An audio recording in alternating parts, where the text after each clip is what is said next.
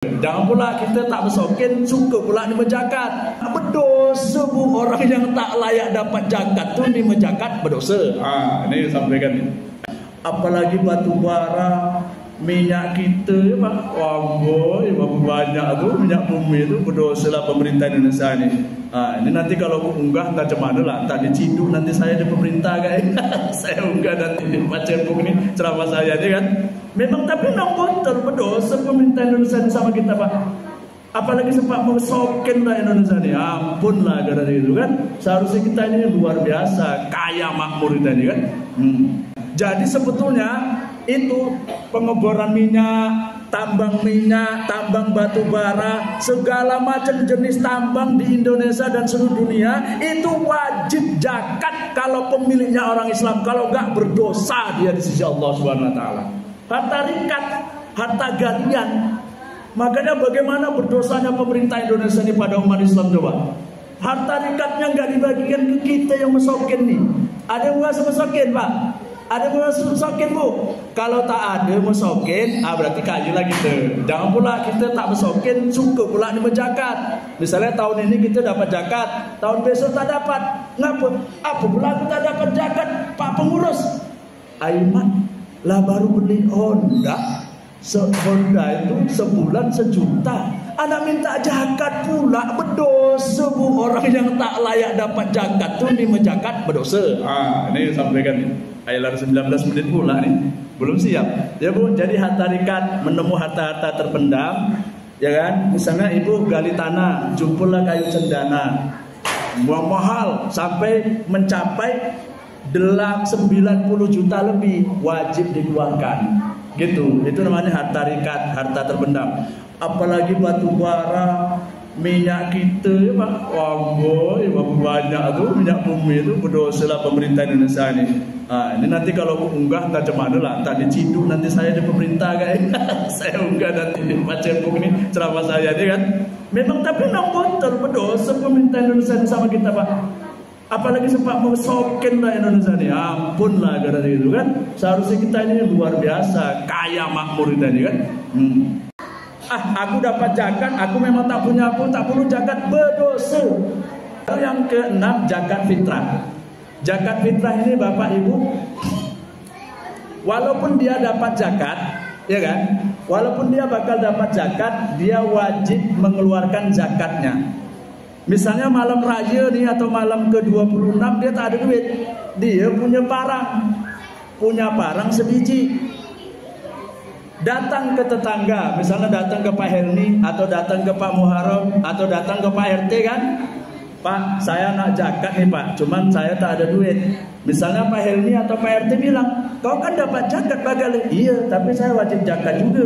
Jadi macam mana? Ginilah Pak, minjam saya duit ke Bapak 50.000 untuk ukuran 1 kali zakat. Sekarang ini kan kalau beras bulog bu 35.000 satu orang kan begitu. Pinjam 50.000, nanti kalau saya dapat zakat saya kembalikan. Ini pegang parang saya sebagai jaminan. Oh iya, karena apa sebagai jaminan? Sampai begitu Pak. Baru dia setelah dia zakat malam itu, kemudian dia dapat zakat, kembalikan kepada Pak Helmi atau Pak RT. Aku dapat zakat, aku memang tak punya apa, tak perlu zakat, berdosa. Yang wajib zakat fitrah itu, misalnya ini malam takbir nih, Allahu Akbar, Allahu Akbar, Allahu Akbar. Malam takbir, lahir anak bayi 1, ceprot kan, gitu kan, wajib dizakatkan sebelum sholat id. Nah misalnya ada orang nih, nak ninggal cengip di ICU nih, nak mampus bahasa Melayu nih. Masya Allah, mama saya 9 hari di rumah sakit. Jadi walaupun saya sambil ketawa ini, saya merasakan penderitaan orang yang menjaga orang tuanya yang cengep gitu kan, cengep. Tapi sampai sholat id belum meninggal dunia, wajib dizakatkan fitrah. Walaupun setelah Assalamualaikum warahmatullahi, sholat id kan selesai, Assalamualaikum warahmatullahi, khutbah, baru innalillahi wa inna ilaihi rajiun. Meninggal Bapak Atan Jobang misalnya gitu kan, bin Atan Kado meninggal dunia, itu sebelum malam itu sudah wajib dizakatkan. Nah gitu ya Bu. Jadi nggak ada tetapi yang dapat tuh zakat fitrah harus tetap zakat gitu. Jadi jangan merasa aku mesokin, tak ada aku tak perlu zakat, berdosa dia di sisi Allah Subhanahu wa taala kan gitu. Assalamualaikum warahmatullahi wabarakatuh.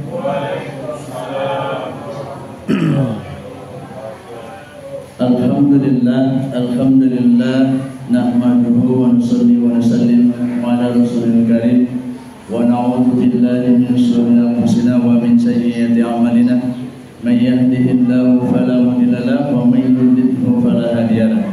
Asyhadu an la ilaha illallah wahdahu la syarika lahu wa asyhadu anna Muhammadan abduhu wa rasuluhu la nabiyya ba'dahu. Allahumma shalli wa sallim wa barik ala sayyidina Muhammad wa ala ali sayyidina Muhammad. Amma ba'du. Alhamdulillah para bapak jamaah salat Isya dan salat tarawih yang dirahmati Allah Subhanahu wa taala.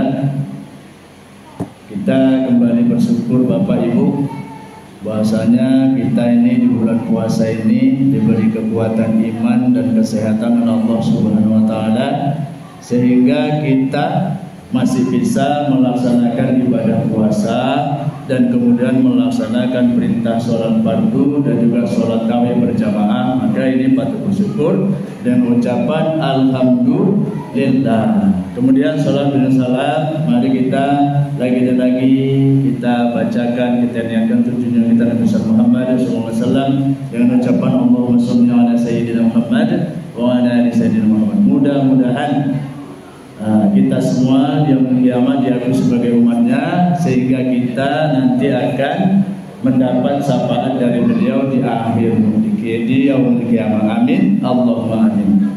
Bapak Ibu juga anak-anak baik remaja putra dan putri yang dirahmati Allah Subhanahu wa taala, kita langsung aja ya untuk mempersingkat pentingnya zakat. Boleh ditulis judulnya. Pentingnya zakat. Jadi kebetulan kemarin itu ada ustadznya menyampaikan pentingnya zakat. Jadi Bapak Ibu, zakat itu memang penting. Bahkan bagian dari rukun Islam, ya kan? Tiangnya agama. Bisa dibilang seperti itu. Bagian dari fondasinya Islam. Nah, kemudian di dalam Al-Qur'an juga Allah firmankan ada itu salah satu firman-Nya yang berbunyi ya ayyuhalladzina amanu wa aqimus shalah wa atuz zakat. Kalau nanti di potongan ayatnya aqimus shalah wa atuz zakat. Jadi sederhananya Bapak Ibu di sini kalau yang ya ayyuhalladzina amanu tadi wahai orang yang beriman, ya kan? Dan dirikanlah sholat dan tunaikanlah zakat. Jadi di sini kata ulama mengartikan ayat ini berdasarkan hadis Rasulullah SAW misalnya gitu kan. Jadi urai yang sederhana itu gini. Kalau orang itu sholat kok tidak zakat, berarti dia masih keliru. Sebaliknya orang itu zakat berarti tapi nggak sholat, lebih keliru lagi gitu. Jadi kalau cuman gini, terus kalau kita itu zakat saja, kita sholat tidak atau sholat bolong-bolong, ya berarti kita gini Bu, kalau kita nggak sholat kemudian nggak zakat berarti dua dosa Pak. Nah kalau kita zakat, ya kan, kita zakat, kita nggak sholat mungkin atau bolong-bolong, kan tetap dosa itu kalau sholat bolong-bolong kan gitu, sholat 5 waktu maksudnya 5 fardunya gitu. Berarti kita mengurangi satu dosa. Kemudian kan, dan kemudian kalau kita sholat aja nggak zakat, berarti kita juga mengurangi satu dosa, kan gitu. Jadi yang bagus itu dia sholat dan zakat, dan dia zakat dan sholat. Nah, cuman yang lebih sederhana lagi dikatakan sebenarnya, nah ini sebenarnya kalau orang itu tidak zakat, ya kalau orang itu tidak zakat, berarti sesungguhnya dia tidak sholat, gitu. Ini kaji dasarnya Pak ya, kaji dasarnya Bu. Nah itu makanya sebaiknya kalau orang itu zakat walaupun belum sholat, ini katanya masih mending daripada orang sholat gak mau zakat. Kok bisa begitu? Karena gini rupanya, dalam satu uraian hadis, iblis itu dia itu paling benci atau paling gak senang. Dia gini, paling benci dan paling gak senang, bahkan paling khawatir. Dia khawatir dengan orang yang ahli maksiat tapi dermawan. Nah, nanti ya Pak, ini memang uraiannya apa, tapi nanti boleh nanti disampaikan di bila-bila masa, sampaikan nanti. Cuma ini sekedar induk-induknya aja, ringkasannya.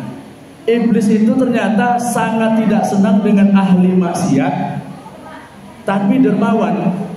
Dan iblis itu juga setan gitu. Iblis induknya setan kan gitu. Paling senang dengan ahli ibadah yang loki. Konco aku nih gitu. Gitu Pak. Rupanya garis dasarnya gimana? Gini Pak, ibadah itu bukan sifatnya Allah. Betul Pak? Ada yang menggaji sifat Allah. Ibadah itu Bapak Ibu bukan sifatnya Allah. Allah gak ada ibadah. Tapi kalau dermawan itu sifatnya Allah. Allah maha pemberi, maha memelihara. Itu makanya, kok ya ini hadis loh. Maksudnya dalam uraian bahasanya iblis itu paling senang dengan orang ahli ibadah yang bakhil. Dan dia sangat khawatir dengan ahli maksiat yang dermawan. Karena ternyata banyak Pak. Pernah dengar kisah orang yang membunuh 100 orang tapi jadi ahli surga. Pernah dengar Pak? Pernah dengar kisahnya itu? Kan gini, ada seorang maksiat, pelaku maksiat, dia membunuh 99 orang. Tanya sama ulama, pengen tobat dia kan. Ulama di zaman itu, belum di zaman Rasulullah SAW, di zaman ketika sebelum Nabi Muhammad SAW, diceritakan dalam hadis. Aku udah membunuh, kalau kita gini, Pak Kiai, itu kalau dulu kan bukan Kiai, bagaimana? Taruh ulama itu lah, Pak Kiai, saya sudah membunuh 99 orang, diampuni nggak dosaku? Oh, kamu nggak diampuni, dibunuh Kiai, plus mati 100 orang kan? Tanya lagi sama ulama yang lain lagi, Pak Kiai, saya sudah membunuh 100 orang, apakah dosaku diampuni? Maka itulah dikatakan bahasanya dosamu akan diampuni walaupun setinggi langit, sedalam lautan, sebanyak buih di lautan, asalkan kamu bertobat kepada Allah Subhanahu wa Ta'ala. Kan gitu. Jadi diantaranya salah satu dalil untuk pelaku maksiat ini Pak, diantaranya adalah firman Allah di sini, wala tayasu mirrohillah, yang artinya dan janganlah kamu berputus asa dari rahmat Allah. Kan gitu maksudnya, bahasanya kita bakal diampuni kan gitu. Itu ada uraian lain gitu. Jadi itu makanya terus kemudian kisahnya akhirnya apa? Orang ini pingin tobat, kemudian dia hijrah meninggalkan kampung halamannya. Belum sah niatnya mau ke Payung B1 tempat saya. Dari sini, dari perumahan PPRP ini mau tempat saya, misalnya hijrahnya kan itu. Meninggal dunia sampai di jalan. Kan itu. Jadi malaikat berebut. Iki bagianku nih, kata malaikat ahli neraka. Oh enggak, ini bagianku dari surga. Jadi akhirnya turun lagi malaikat utusan Allah, suruh ngukur jaraknya yang ditempuh dia. Misalnya dari sini ke Payung B1 15 km ya kan, 15 km memang kurang lebihnya 15 km di sini. Diukur ternyata dia sudah mencapai 9 km ataupun 8 meter lah, 8 km lah. Kalau 15 kilo dibagi 2 kan 7 kilo 5 meter, 7 kilo setengah kan gitu kan. Gitu. Jadi hanya terjadi anugerah. Rupanya punya sidik orang ini adalah walaupun suka membunuh tapi dia dermawan dengan orang. Nah gitu. Jadi makanya diantaranya itu Pak, perintah zakat, apalagi kita yang memang punya syariat zakat, ya kan? Yaitu waqimus shalah wa atu zakat, dan dirikan sholat, tunaikan zakat. Jadi gitu. Jadi alhamdulillah kita ini zakat itu ada dalam yang kita kenal mungkin zakat fitrah Pak ya. Jadi zakat itu ternyata Imam Ghazali rahmatullah alaih menjabarkan bahwasanya zakat itu terbagi 6. Zakat itu terbagi 6 Pak. Yang pertama yaitu zakat binatang ternak. Jadi Pak Bu yang punya binatang ternak, kalau kambing udah mencapai 40 ekor itu wajib dijakatkan kalau udah 1 tahun 1 ekor. Yang sedang, tidak tua, tidak kecil, tapi yang bujangan lah ibaratnya kalau apa kan, yang bujangan. Nah itu. Kalau pengakalan macam mana? Kan itu. Bisa diakalan, tapi awak rugi, tak dapat barokah. Gara-gara nanti awak tu tanda zakat, jadi kayak Sa'labah, matinya murtad, kambingnya banyak tak mau zakat Pak. Dulu Sa'labah ini sahabat Nabi, kemudian matinya kufur. Ulama memakat Sa'labah ini matinya kufur. Kan gitu. Kenapa? Dia gak mau zakat. Di zaman Rasulullah itu kambingnya banyak, dia pertama miskin, dikasih hadiah Rasulullah 2 ekor kambing, tambah banyak, jangan kan sholat 5 waktu, sholat Jumat pun tak bisa lagi. Akhirnya suruh zakat pun tak mau, maka kufur dia matinya. Dalam keadaan kufur kan gitu. Bisa diakalan, bisa. Misalnya ibu punya kambing nih, bapak 40 ekor, sayang nih kan itu, sayang nak dikerjakan, cemana caranya? Sebelum misalnya dari bulan 12 ke bulan 12, sebelum bulan 12, bulan 11, bapak ibu jual itu kambing 2 ekor, kan tinggal 38, lah tak zakat lagi, kan begitu. Ngakalan silakan lah, tapi ingat diancam dengan mati nanti seperti Sa'labah kalau nggak tobat. Sa'labah itu nggak tobat sampai mati, makanya kambingnya ribuan dari 2 ekor Bu. Kan gitu. Jadi kalau bisa kita jangan Sa'labah kan gitu. Nah kalau lembu, kerbau, unta itu yang kalau udah mencapai 30 ekor baru wajib dijakatkan, kan gitu. Ya seperti itu juga yang bujangan atau gades, belum beranak, belum tua, belum pula koci gitu kan gitu. Itu untuk zakat ternak. Masuklah itu nanti zakatnya adalah masuk dalam zakat pertanian. Nah, nanti suatu saat nanti saya uraikan kalau ada kesempatan. Kemudian yang kedua adalah zakat emas dan perak. Nah, semalam Ustaznya pernah menyampaikan 83 gram. Ya Bu? 83 gram. Berapa emas 1 gram sekarang Bu? Bu? 1.150.000, ya. Taruhlah 1.200.000 1 gram ya Bu. Kali 80 gram berapa Bu? 90 juta lebih, ya Pak. 90. Bapaknya mungkin nggak tahu ini. Ibunya ya Bu. Ya Bu. 1 gramnya 1.150.000 lebih. Taruhlah kita genapkan 1.200.000 1 gram kali 83 gram, maka jumlahnya 93 kan gitu. Apabila mencapai bapak ibu punya emas sebanyak 83 gram, kalau dimayamkan ibu bapak itu 23 mayam, 3/4. Kita genapkan saja 24 mayam. Nah, kalau bapak ibu punya 24 mayam yang memang belum pernah dijakatkan, maka wajib dikeluarkan zakatnya 2,5%. Wajib dikeluarkan Pak, kalau enggak berdosa. Nah, kan gitu. Tapi kalau misalnya ibu sudah mengeluarkan zakatnya, bapak sudah mengeluarkan zakatnya dari 24 mayam tadi itu, tahun depan masih utuh, maka sudah tidak perlu dikeluarkan lagi.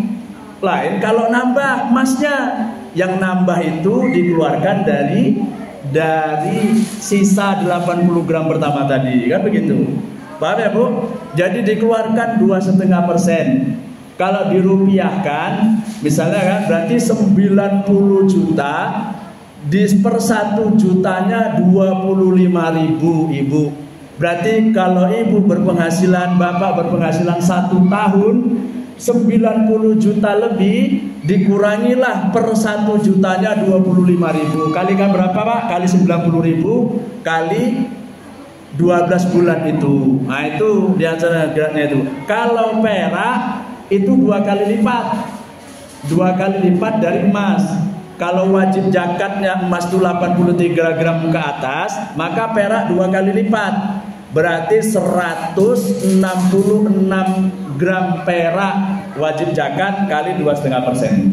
Nah, salah ya Bu? Paham Bu? Salah Bu? Niat Bu ya? Banyak emas ya Bu?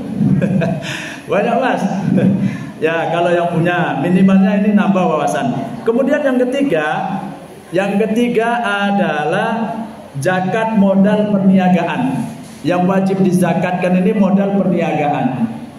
Misalnya ibu mau berdagang, buka kafe, bukan buka kafe, buka warung maksud saya itu. Kata kafe ini agak unik juga, padahal maksudnya tempat minum aja kafe kan Pak. Cuman identik dengan tutu ke atas kertas itu, jadi akhirnya kafe kurang bagus. Padahal kafe minum, kafe kopi kan, kafe juga. Bahasa kerennya kafe kan. Ada baristanya itu, barista yang pakai barista cewek kan. Ada yang gemoy, ada yang tidak kan begitu kan.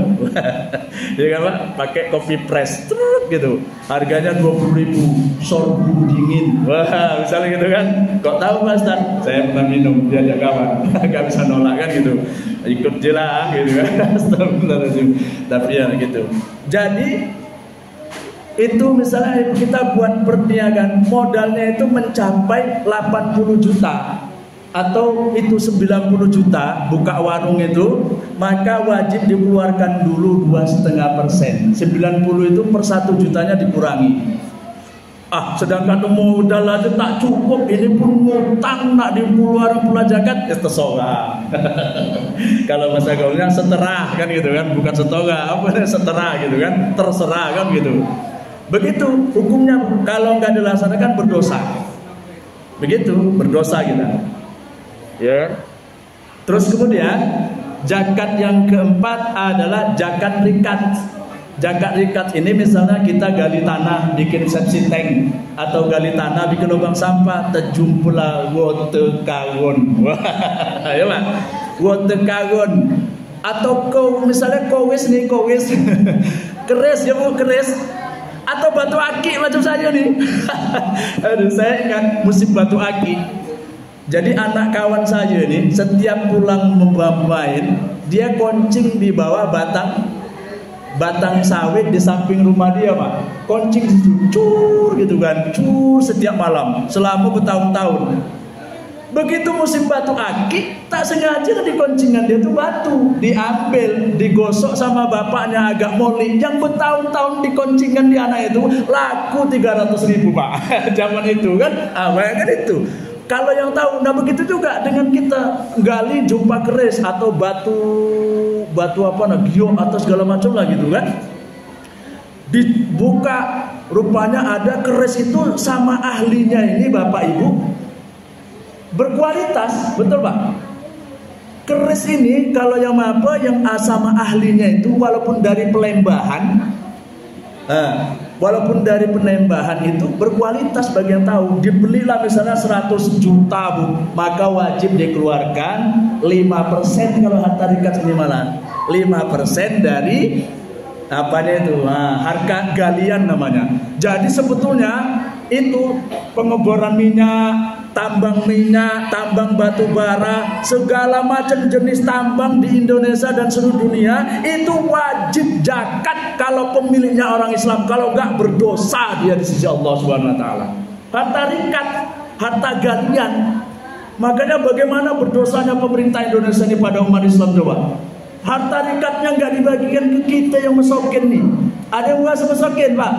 Ada musokin Bu? Kalau tak ada musokin, berarti kayu lagi tuh. Jangan pula kita tak musokin, suka pula ni menjakat. Misalnya tahun ini kita dapat zakat, tahun besok tak dapat. Ngapa? Apa pula aku tak dapat zakat? Pak pengurus, Aiman lah baru beli Honda. Honda itu sebulan 1 juta. Anak minta zakat pula, berdosa Bu. Orang yang tak layak dapat zakat tuh ni menjakat berdosa. Ini sampaikan nih. Ayat 19 menit pula nih, belum siap ya Bu. Jadi harta rikat, menemu harta-harta terpendam, ya kan. Misalnya ibu gali tanah, jumpalah kayu cendana mahal sampai mencapai 90 juta lebih, wajib dikeluarkan gitu. Itu namanya harta rikat, harta terpendam. Apalagi batu bara minyak kita ya Pak, wah banyak tuh minyak bumi itu berdosa lah pemerintah Indonesia ini. Ini nanti kalau aku unggah entah macam mana lah, tak diciduk nanti saya di pemerintah kan. Saya unggah nanti di Pak Cepung ini ceramah saya ini kan. Memang tapi memang betul berdosa pemerintah Indonesia ini sama kita Pak. Apalagi sempat mesokin lah Indonesia ini, ampun lah gara-gara itu kan. Seharusnya kita ini luar biasa, kaya makmur kita ini kan. Baru yang ke-5 Pak, zakat penghasilan. Nah ini yang saya kan punya konten Ibu, baik di YouTube, baru kayak Karkun punya cerita YouTube saya. Kemudian kalau di Facebooknya Tommy Susanto, kalau Pak Cepuknya kan, kalau di TikToknya Abdul Khalid 123. Nah di situ saya mengunggah selama 7 tahun ini saya membagikan zakat-zakat penghasilan yang saya kumpulkan dari orang PRB 1. Nah zakat penghasilan itu yang memang berpenghasilan 9 jutaan ke atas. Tapi kalau Ustadz Abdul Somad itu dia menyampaikan yang wajib zakat ini yang sudah mencapai apa? UMK apa Pak? UMK ya? Upah minimum kerja namanya UMK Pak ya? Upah minimum kerja. Makanya kan kalau di instansi pemerintahan kan langsung ada potongan atas Pak ya? Itu zakat Pak ya? Ada. Yang kerja di kantor kan ada biasanya pemotongan zakat tuh orang Islam ya Pak, ada langsung potongan zakat itu. Kalau nggak salah di Inhu kita ini udah ada pemotongan itu Pak, katanya kami bayarnya udah dipotong langsung di atas potong zakat dari gaji kan, betul Pak? Pak Helmi nggak ngalami. Oh pajak bukan zakat. Ya berarti nggak tahu lah, tapi ada yang bilang katanya zakat kan begitu. Nah makanya kalau ulama Ibu untuk kehati-hatiannya, barang siapa yang punya penghasilan mulai 4 juta, sebaiknya dia mengeluarkan zakatnya. Cuman 100.000. Dalam 4 juta itu 1 jutanya 25.000. Untuk terhitung aman lah gitu kan. Untuk kehati-hatiannya lagi, takut sampai ini dosa Ibu, Bapak. Kalau sudah Bapak Ibu berpenghasilan 6 juta ke atas, maka wajiblah dikeluarkan zakatnya. Walaupun Bapak Ibu punya utang dan kadang tekor dari 6 juta tadi itu, tapi itu memang wajib dikeluarkan. Cuma Pak Ustaz, saya aja tekor nak bayar utang, kreditan sekian, asuran rumahan, PPNP sekian, ya terserah, kan gitu. Maka tetap berdosa, gitu aja namanya. Jadi makanya ulama katakan, untuk mensiasati supaya orang tidak berat mengeluarkan zakat itu, maka keluarkanlah sebulan sekali. Jadi kalau yang berpenghasilan 6 juta, maka dia keluarkan, sisihkanlah cukup tak cukup penghasilan Bapak Ibu itu 2,5%, yaitu 150.000. Kalau Bapak Ibu punya kerabat yang memang miskin, kasihkan kerabat lebih dahulu. Dalilnya adalah fa'atal mala ala hubbihi zabil kurba. Datangkanlah harta itu kepada kerabat dekat lebih dahulu. Kalau misalnya ibu mungkin takut, nggak paham, takut salah, kasihkan sama amil zakat. Sama amil zakat tak cola ditolan dia, terserah, yang penting sudah diserahkan. Kalau ditolan sama amil zakat, dia nanti yang menanggung segala macam akibatnya, kan gitu. Yang penting kita keluarkan, bersihkan harta itu, kan itu. Baru yang ke-6, zakat fitrah. Zakat fitrah ini Bapak Ibu, walaupun dia dapat zakat, ya kan? Walaupun dia bakal dapat zakat, dia wajib mengeluarkan zakatnya. Misalnya malam raya nih atau malam ke-26 dia tak ada duit, dia punya parang sebiji. Datang ke tetangga, misalnya datang ke Pak Helmi atau datang ke Pak Muharram atau datang ke Pak RT kan? Pak, saya nak zakat nih Pak, cuman saya tak ada duit. Misalnya Pak Helmi atau Pak RT bilang, kau kan dapat zakat bagal. Iya, tapi saya wajib zakat juga. Jadi macam mana? Ginilah Pak, minjam saya duit ke Bapak 50.000 untuk ukuran 1 kali zakat. Sekarang ini kan kalau beras bulog tuh 35.000 satu orang kan begitu. Pinjamlah 50.000, nanti kalau saya dapat zakat saya kembalikan. Ini pegang parang saya sebagai jaminan. Oh iya, karena apa? Sebagai jaminan. Sampai begitu Pak. Baru dia setelah dia zakat malam itu, kemudian dia dapat zakat, kembalikan kepada Pak Helmi atau Pak RT. Aku dapat zakat, aku memang tak punya zakat, berdosa. Yang wajib zakat fitrah itu misalnya ini malam takbir nih, Allahu Akbar, Allahu Akbar, Allahu Akbar. Malam takbir lahir anak bayi satu, ceprot kan, gitu kan, wajib dizakatkan sebelum sholat id. Nah misalnya ada orang nih nak ninggal cengip di ICU nih, nak mampus bahasa Melayu nih. Masya Allah, mama saya 9 hari di rumah sakit. Jadi walaupun saya sambil ketawa ini, saya merasakan penderitaan orang yang menjaga orang tuanya yang cengep gitu kan, cengep gitu kan, cengip. Tapi sampai sholat id belum meninggal dunia, wajib dizakatkan fitrah. Walaupun setelah Assalamualaikum warahmatullahi, sholat idnya selesai, Assalamualaikum warahmatullahi, khutbah baru innalillahi wa inna ilaihi rajiun. Meninggal Bapak Atan Jobang misalnya gitu kan, bin Atan Kado meninggal dunia, itu sebelum malam itu sudah wajib dizakatkan. Nah gitu ya Bu. Jadi nggak ada tetapi yang dapat tuh zakat fitrah harus tetap zakat gitu. Jadi jangan merasa aku mesokin, tak ada aku tak perlu zakat, berdosa dia di sisi Allah Subhanahu wa taala kan gitu. Salah ya Bu? Salah Pak. Ini udah 26 menit. Sebetulnya uraiannya belum juga, ya kan? Cuman itulah dikatakan bahasanya.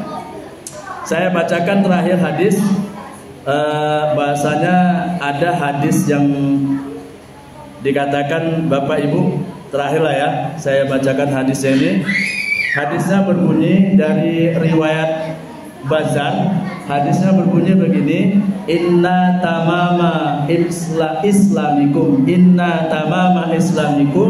antu zakata amwalikum. Artinya sesungguhnya kesempurnaanmu, keutamaanmu dalam Islam adalah dengan menunaikan zakat hartamu. Nah, itu disanjung oleh Rasulullah. Dan kemudian di hadis yang satunya lagi yang berbunyi Bismillahirrahmanirrahim, man adda zakata malihi faqad zahaba anhu syarruhu.